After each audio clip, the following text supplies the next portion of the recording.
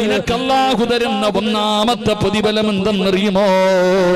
ഈ ലോകത്തിന്റെ അധിപനായ പ്രപഞ്ചം മുഴുവന് വടക്കി ഭരിക്കുന്ന രാജാതിരാജനായ മലിക്കുൽ ജബ്ബാറായ സർവാധിനാഥനായ എന്റെയും നിന്റെയും റബ്ബുണ്ടല്ലോ, ആ റബ്ബിന് നിന്നെ വല്ലാത്ത ഇഷ്ടമാണെന്ന് അല്ലാഹുവിന്റെ വിശുദ്ധ ഖുർആൻ, അല്ലാഹുവിന്റെ പരിശുദ്ധമായ ഖുർആൻ പറയുകയാണ്. അല്ലാഹുവിന്റെ ഖുർആൻ ഇവിടുന്ന് പറയുകയാ, ഫതവക്കൽ അല്ലാഹുവിന്റെ ഖുർആൻ ഇവിടുന്ന് പറയുകയാ, ഇന്നല്ലാഹ യുഹിബ്ബുൽ മുതവക്കിലീൻ.